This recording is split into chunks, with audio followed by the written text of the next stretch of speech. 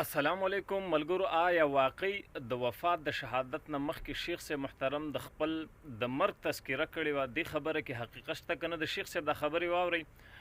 د یو مستند عالم د پیج نه دا ویډیو شیر شوې وه، نو غواړم چې تاسو سره هم شریکه کړم. یقینا شیخ صاحب د مرګ تذکره کړې ده، خو آیا د خپل که د بل چا ضرور یې واورئ او مخکې د ملګرو سره شیر کړئ او دعاګانې وکړئ. الله رب العزت دی شیخ صاحب درجات بلند کړي.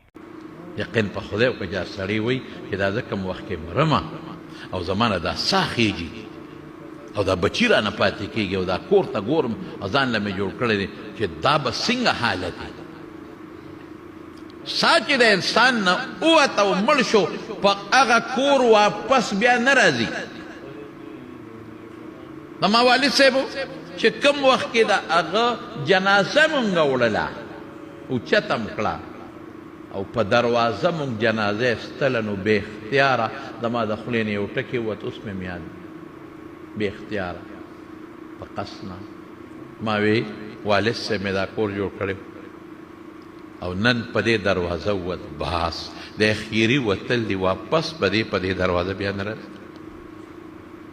ځان له دې بنګله جوړه کړه، خو چې په د مړي په کټ کې دی ووتې بیا نشي راتلی. ځان له دې ښکلې کوټه جوړه کړې ده، ځان له دې پالنګ پکې اچولی، ځان له دې اے سی لګولی دی، خو چې کله مړ شوې او د هغې نه ووتې دې کور ته واپس نشي راتلی، ختم. ډېر ګران کار دی زما ورو.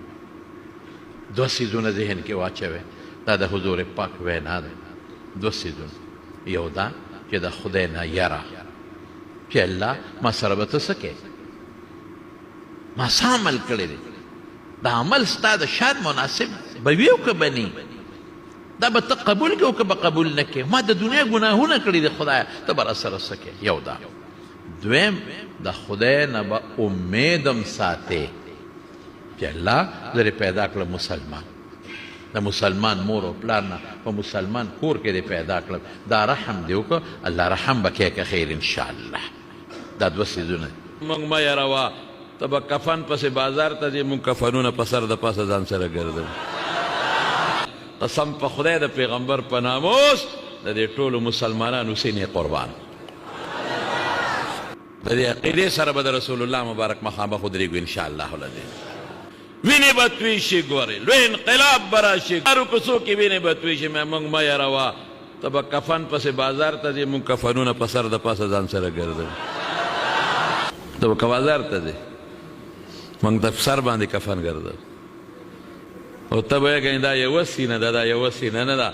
قسم په خدای د پیغمبر په ناموس د دې ټولو مسلمانانو سینې قربان. دا عقیده مونږ لرو، دا زړه کې لرو، دا به قبر کې لرو که خیر انشاءالله.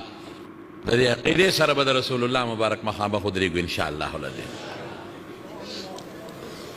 مفتی نظام الدین شمزه شهیدگاه، مان مولانا حسن جان شهیدگاه، مان مولانا عادل خان شهیدگاه، مان مولانا سمیع الحق شهیدگاه، مان مولانا فاضل شهیدگاه، قاری فضلبی شهیدگاه، گلشیر مولوی صاحب شهیدگاه، زما نور چې کوم دی مولانا جان محمد، مولانا عزیز احمد چې د دې خاورې ننګیالي او مجاهدینو هغې شهیدان کړه، مفتی سلطان محمد، مولانا عبدالسلام او قاری الیاس چې یو وړوکی آخري د دغه چمن ګلو د هغه وینه هم د په بېدردۍ سره توی کړه. خو دا خبره یاد واوره چې د قاری الیاس کومه مبارکه وینه د دغه قاري او د دغه حافظ د سکاوټ او د کالونۍ مخې ته پرېوتلې ده، توی شوې ده، دا نه د پرېښودو ده او نه د یېرېدو ده.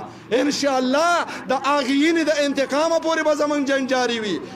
په دغې حوالې سره امریکا کا جو یار ہے اسرائیل کا جو یار ہے جمعیت علماء اسلام د باجوړ قیادت دا چین سره نه دی ناست. په کومه ورځ چې قاري الیاس شهید شوی دی، ما یوه ورځ کور نه ده تېره کړې، زما خوب ختم شوی دی. دا خو بعضې دا د فیسبوک ملګري چېرته بلستن کې پراته یو شی راوشغئ، تاسو ته څه پته ده؟ لږ حیا وکئ، لږ شرم وکئ. دغه وینه موږ هېرولی شو، په دې موږ سودابازي کولی شو، په دې موږ کمپرومایز کولی شو. لږه ګزاره کوله د فیسبوک سره دی ښه لږ د احتیاط قدمونه اخلا، لږ د فیسبوک مثبت استعمال کا، دا د علماو خلاف منفي مه استعمالوه. علما پرون هم زمونږ په پېښور کې په دې باندې میټنګ و، بل پرون هم و. نو انشاءالله دغه یینه د دې د ګټلو دپاره د علماو د محفوظ کولو دپاره به موږ د آخري حده پورې انشاءالله دا جنګ لړاوو او دا زموږ مبارزه ده او دا به روانه